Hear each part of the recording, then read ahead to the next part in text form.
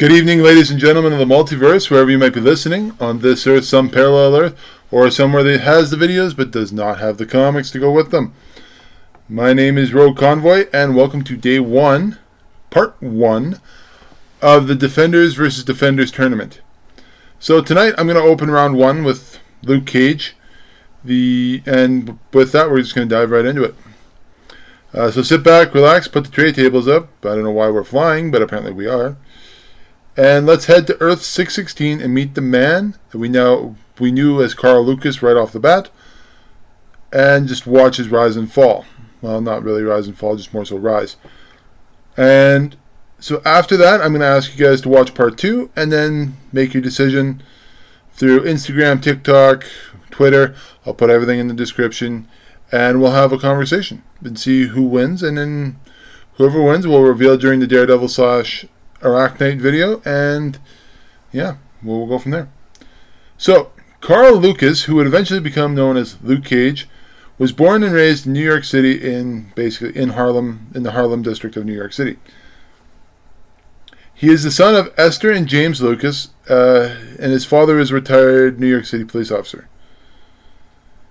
Carl spent a lot of time when he was younger causing trouble with his two friends, Willis Stryker and Reva Connors.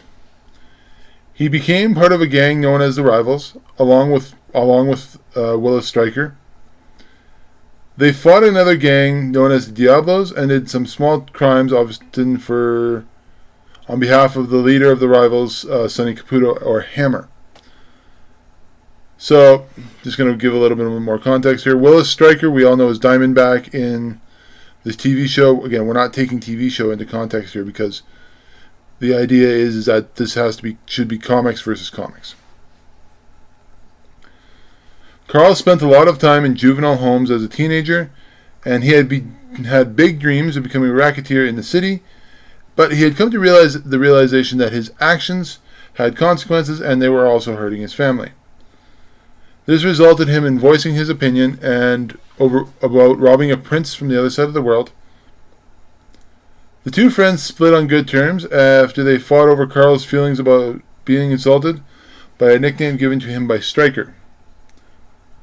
Carl eventually gave up his old identity in favor of a new one to keep his family safe. Carl, after he had gotten out of crime, had decided it was time to better himself and found himself a job. So, got a little life, went on, tried to do his own thing. Meanwhile, his friend Stryker would rise through the ranks, and the two would remain friends throughout the time. So Stryker would then go on to basically just continue to do crime and all that stuff.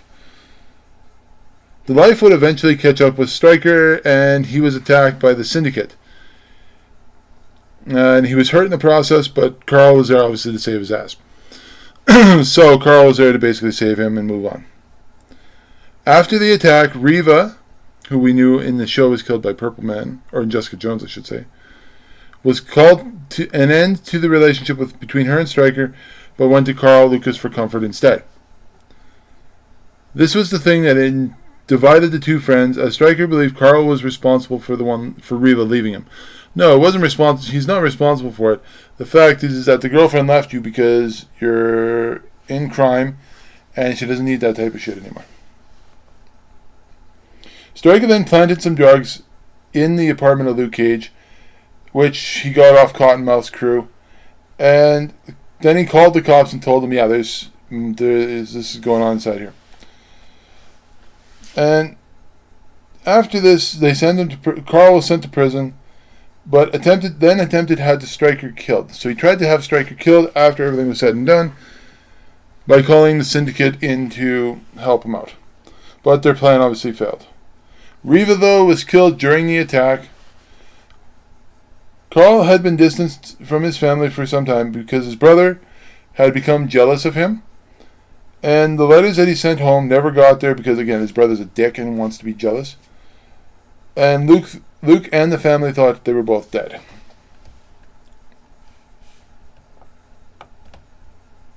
Okay, sorry, I'm just adjusting here. There we go.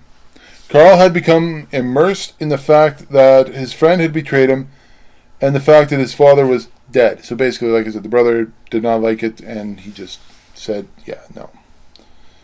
Lucas did get into a lot of brawls and tried to escape several times. He was then transferred to Seagate, a maximum security prison just off the coast of Georgia.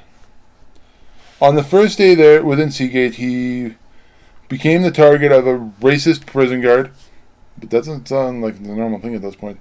Anyway, known as Albert Rackham or Billy Bob Thornton. He was so aggressive with Carl that he was eventually demoted, and that caused him to hate Carl even more. While at Seagate, Carl would spend time watching the news, which revealed a larger hidden society underneath the known world. So this is the point where I'm assuming that it's Wakanda that they're talking about here. Or at least the news is talking about. Luke had come to admire the king that had become part of his own city. Rackham continued to be cruel to Lucas, especially with the emergence of the Black Panther. So this is what I'm talking about. I think it's Wakanda, personally.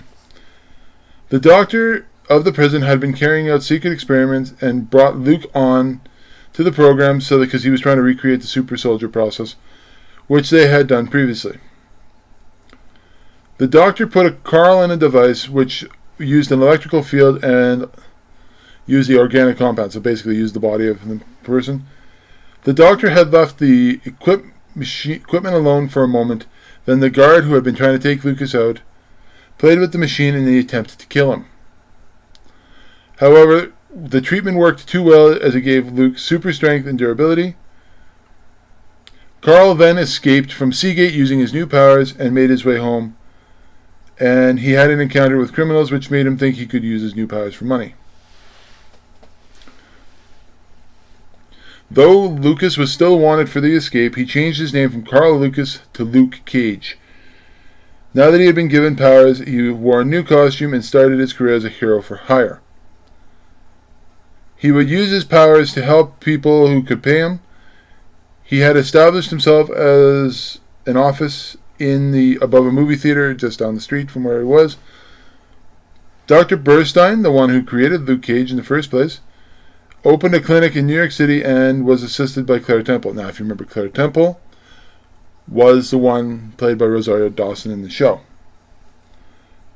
Luke had first met Claire after he was attacked by some hitmen who had been hired by Stryker's old friend. When he went to the clinic to get checked out, he recognized the doctor right away. The doctor was attacked by the syndicate, and basically they wanted him to pay him for protection, and Claire decided, let's go with Luke instead. Claire was then eventually abducted, and Luke was able to track her down, but into Stryker's lair. The two of them fought, and Stryker had fallen through one of the skylights that they were fighting on, and supposedly was killed by one of the switchblades that was below. At least that's what it would look like. Which would not allow Luke to clear his name. Luke was then hired by a veteran who had learned that a former colonel of his was plotting his revenge against the government. Mace had been using the other veterans to keep Manhattan police distracted while he went and robbed Wall Street. Owen was then killed by Mace's men, and Luke attacked and killed Mace by grabbing a hold of his helicopter and dropping it into the East River. After he was trying to run away. So after a ghost attacked the office in the middle of the night, Luke was then confronted by a reporter, Phil Fox, who wanted to do a piece about the hero in question. Luke had originally refused, and it only piqued the curiosity of the reporter. Luke was hired by Jasper Brunt, who had asked him to investigate a phantom haunting his 45th Street office. Luke realized then the phantom was a son of an associate, Armand Loring, and basically the two of them were killed in the process of being dropped out a window. So they killed each other by dropping themselves out of a window. So with that, let's talk a little bit about his powers and stuff, and then we'll call it a night. So The original process was known as the Burstein process, which is the name of the doctor. Luke gained a variety of superhuman enhancements due to undergoing the super soldier experiment. It was designed more so to increase his body's healing ability, so he was just trying to give him more durability at that point. So, strength. After he went through the original experiments, Luke had gained superhuman strength. Originally, he was only able to lift about 5 tons, but with years of experience and a good physical training regimen, he increased that capability to 25 tons, and is able to punch through a 4-inch steel plate. His experience of crime fighting allows him to gauge how much he uses, but is known to be let loose and hit harder than his limits are actually suggesting. He's also been known to knock out Rhino, which is the equivalent of knocking out the Hulk, essentially. Superhuman stamina. Luke tends to get less tired, which gives him stronger stamina than most normal humans. This helps him pull off things even though he's a bigger boy. Nigh invulnerability, so he's basically near invulnerable. Luke's skin is just about as hard as titanium. His bones and muscles are much denser than normal humans, which gives him a greater resistance to injuries. Originally, he can take a handgun fire from about 4 feet and cannot be penetrated by blades.